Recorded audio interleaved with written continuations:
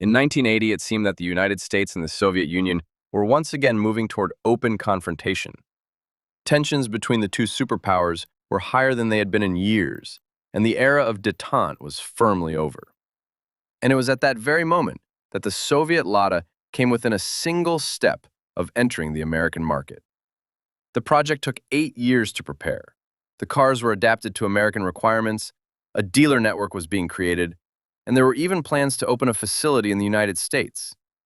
But just as sales were about to begin, geopolitics intervened. This is the story of how the Soviet Lada nearly reached the American market, and why Americans never saw it in their dealerships. Relations between the Soviet Union and the United States are usually remembered primarily as an ideological and political confrontation. Yet this did not prevent the two countries from cooperating from time to time, and during the Second World War, even becoming allies. In the 1930s, American companies and specialists played a significant role in Soviet industrialization. The Soviet Union purchased equipment, technology, and factory designs from the United States, which became the foundation for a large part of the country's new industrial base. After the war, the former allies became each other's main adversaries. The Cold War began, the arms race accelerated, and a direct confrontation, including a nuclear one, no longer seemed impossible. But by the late 1960s, a period of détente had begun. This was not friendship, and certainly not an alliance. The Soviet Union and the United States were simply trying to make their rivalry more manageable. Both countries had accumulated so many nuclear weapons that continuing the arms race was becoming too expensive and too dangerous. The United States had been exhausted by the war in Vietnam. The Soviet Union was increasingly concerned about its conflict with China, and Moscow needed Western technology, industrial equipment, grain, and credit. Washington, in turn, hoped that trade and negotiations would make the Soviet leadership more cautious on the international stage. In 1969, negotiations on limiting strategic weapons began.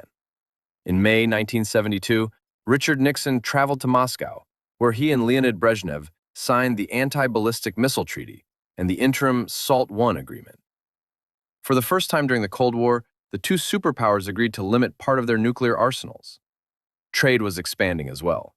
In July 1972, the Soviet Union signed an agreement to purchase $750 million worth of American grain over 3 years, the largest grain deal between the two countries at that time. Equipment deliveries, credit, and joint industrial projects were also discussed. Cars, however, were not included in any of the major intergovernmental agreements. Automobile exports were not the most important part of the Soviet economy, but they were still highly significant. The main reason was foreign currency.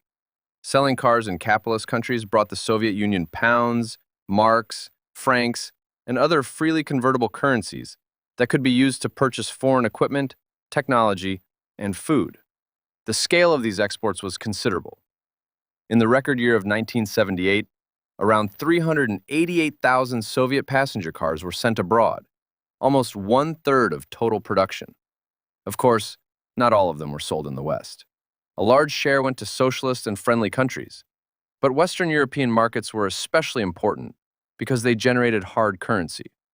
For Soviet cars, the American market was both highly desirable and extremely difficult to enter. The United States was not simply another country where an existing export version could be shipped and sold. Before sales could begin, the car had to meet American safety and emission standards, pass expensive tests, and be supported by spare parts supplies, warranty service, and a dealer network across a vast country. In Western Europe, this work was usually handled by local importers. They already understood their markets and modified Soviet cars themselves. The Soviet state-owned foreign trade organization, Avto Export, supplied them with vehicles, but it did not establish its own dealerships and service centers in every country. Entering the American market, however, was far more expensive and complicated. After shipping, import duties, and all the necessary modifications, the Lada risked losing its main advantage, its low price. It would have had to compete with Japanese and European small cars that already met local standards, carried familiar brand names, and were backed by established dealer networks. For the Soviet Union, the project was simply too risky. The Soviet automobile industry was also already operating close to full capacity. Brezhnev himself stated that Soviet industry was committed to its traditional partners and could not simply abandon those deliveries in favor of the American market. That is why bringing the Lada to the United States never became a state-led project. The Soviet side was prepared to supply the cars and make the necessary changes, but a local partner had to provide the money, complete certification, build a dealer network, and persuade Americans to buy an unfamiliar Soviet car. Such a person soon appeared. He was Ara Oztemel, an American businessman of Armenian descent who had already been trading with the Soviet Union for many years. Oztemel had been trading with the Soviet Union for many years and understood how the Soviet foreign trade system worked.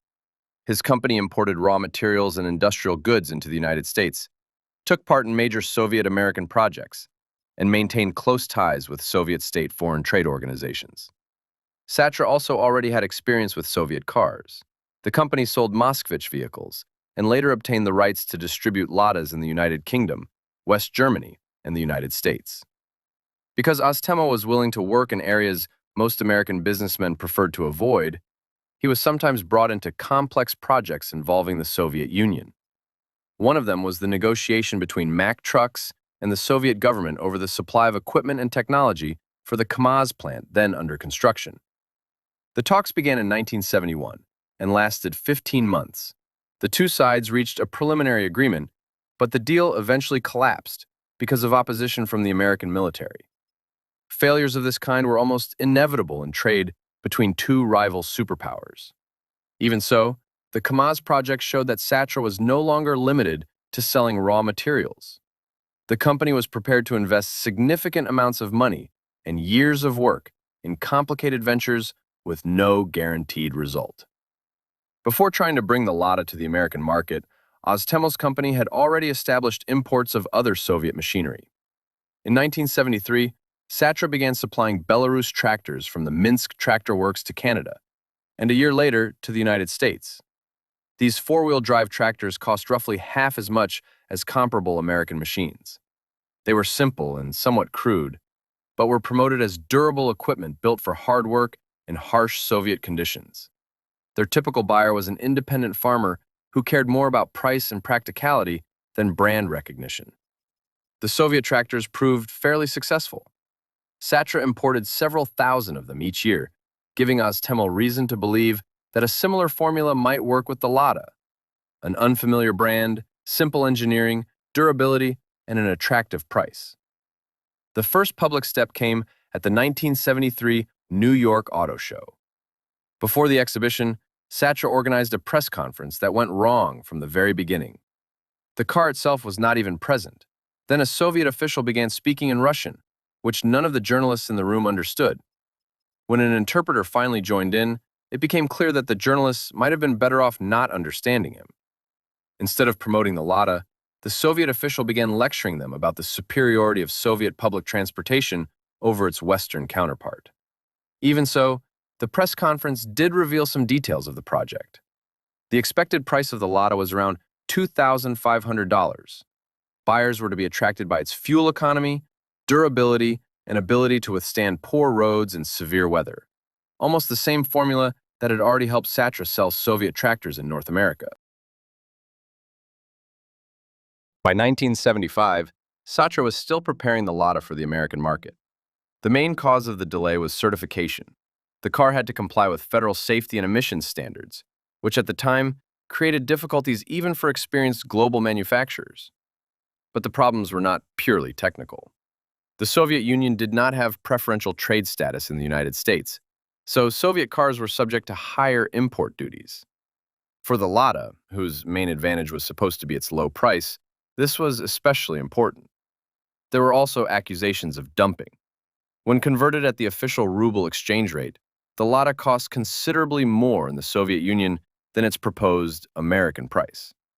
Such a comparison made little sense in a planned economy where both prices and exchange rates were set by the state, but Satra still had to prove that it was not planning to sell the cars below their real value. Meanwhile, the idea of importing Ladas attracted the attention of John DeLorean, who had recently left General Motors. At one point, he even considered taking charge of Satra's automotive division. DeLorean believed that expanding trade between the United States and the Soviet Union could help improve relations between the two countries. In the end, however, his involvement went no further than discussions. Despite all the delays, Satra continued preparing for sales. In 1975, the company promised to bring the Lada to market the following year, but the launch was later postponed by another 2 years. At the same time, plans were made to build a facility near the port of Savannah, Georgia, at a cost of around $2.1 million. There, arriving cars would undergo final inspection and receive the equipment required for the American market. The complex was also to include a parts warehouse and a laboratory for checking compliance with emissions standards. The first shipment was expected in late 1977 or early 1978. But that deadline also proved too optimistic.